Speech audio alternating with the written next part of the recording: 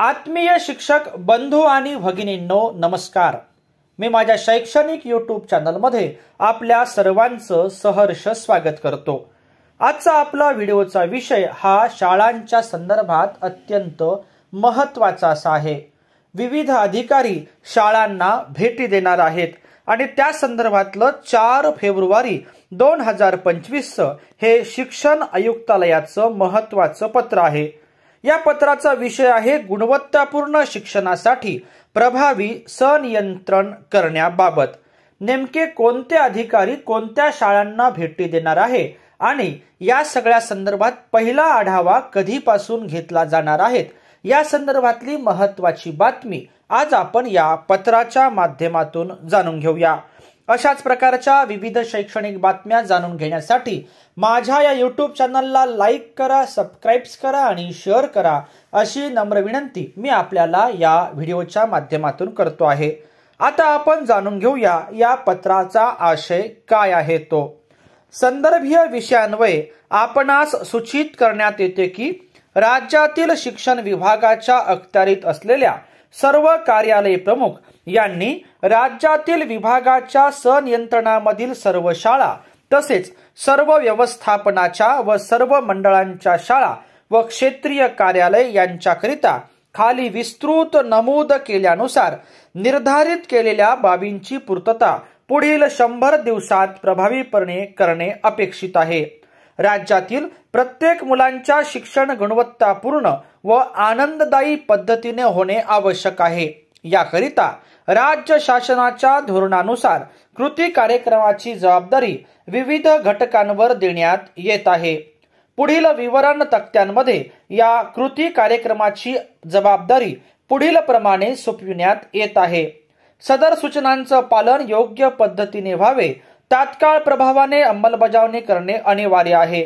विहित काल मर्यादेत सोपविलेल्या जबाबदाऱ्या पार पाडल्या जातील याची सर्वांनी दक्षता घेणे आवश्यक आहे। अनुक्रमांक, त्यानंतर विवरण व कार्यवाहीचा अहवाल, अंमलबजावणी करणारे पदनाम, जबाबदारीचे विवरण, कार्यवाहीचे मुद्दे, तत्व आणि कालमर्यादा या अनुषंगाने आता आपण हा भाग थोडक्यामध्ये जाणून घेऊया। शाळा सर्वंकष तपासणी व कार्यालय तपासणी भेटीचा अहवाल सरल पोर्टलवरील शाळा पोर्टलवर भरणे आवश्यक आहे आणि या अनुषंगाने अंमलबजावणी करणारे पदनाम आहे माननीय संचालक सर्व, माननीय सहसंचालक व तत्सम पदांवरील अधिकारी आणि माननीय विभागीय उपसंचालक व तत्सम पदांवरील अधिकारी यांचं नेमकं काम काय आहे ते आपण थोडक्यात जाणून घेऊया। दर आठवड्यात गुणवत्तापूर्ण तपासणीसाठी एक शाळा भेट देणे, 15 दिवसातून एका शासकीय कार्यालयात भेट देणे। माननीय सहसंचालकांसाठी आहे दर आठवड्यात गुणवत्तापूर्ण तपासणीसाठी एक शाळा भेट देणे, 15 दिवसातून एका शासकीय कार्यालयात भेट।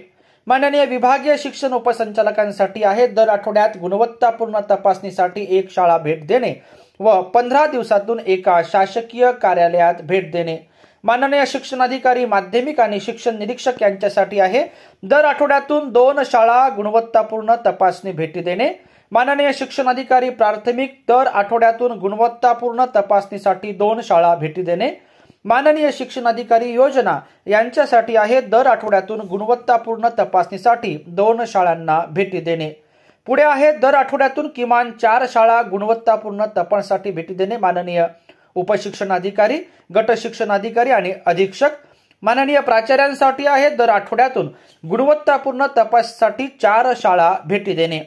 अधिव्याख्यानसाठी आहे दर आठवड्यात गुणवत्तापूर्ण तपासणीसाठी 4 शाळांना भेटी देणे। माननीय अधीक्षक सामान्य राज्य सेवा यांच्यासाठी आहे दर आठवड्यात गुणवत्तापूर्ण तपासणीसाठी 4 शाळा भेटी देणे।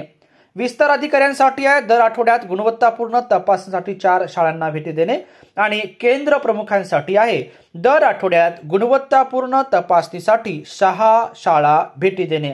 अर्थात या सर्व नियोजनामुळे राज्यातल्या बहुतांशी शाळांमध्ये आता अधिकाऱ्यांच्या भेटी या प्रामुख्याने होतील। पुढचा विषय आहे राज्यगीत प्रत्येक शाळेत शाळेच्या सुरुवातीस परिपाठामध्ये गायन करणे, सर्व शाळांमध्ये प्रभावी अंमलबजावणी करणे। माननीय विस्तार अधिकारी, मुख्याध्यापक, केंद्र प्रमुख यांचं नेमकं काम काय आहे ते आपण या ठिकाणी पाहू शकता।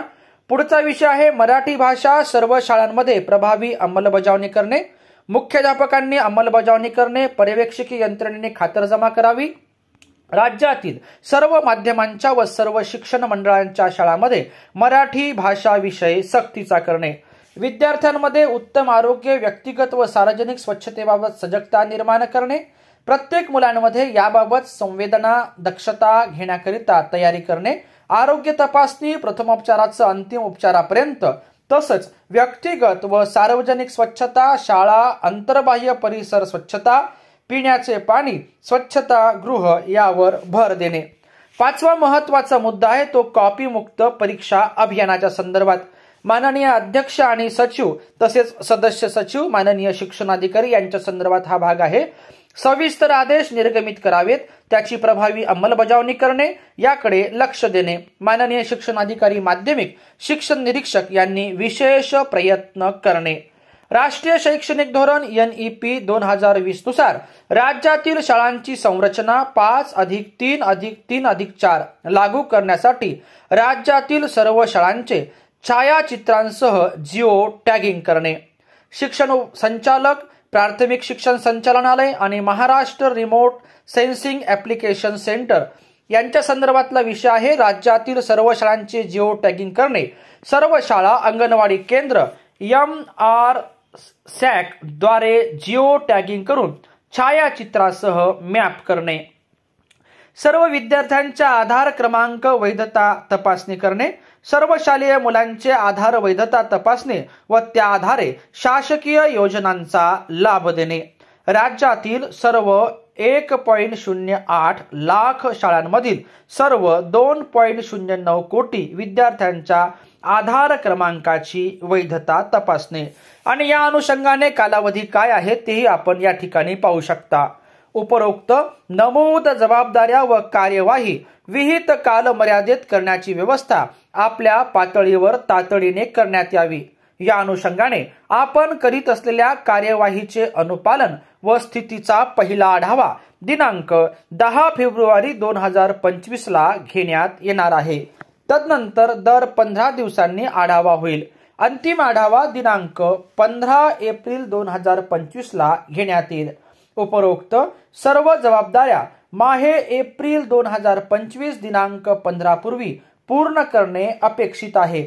तसा अंतिम अहवाल प्रत्येक संबंधित अधिकारी यांनी माननीय आयुक्त शिक्षण कार्यालयास लिखित स्वरूपात दिनांक 15 एप्रिल 2025 पूर्वी सादर करणे आवश्यक राहील, असं माननीय आयुक्त शिक्षण महाराष्ट्र राज्य पुणे यांनी या पत्राच्या माध्यमातून कळविलेलं आहे।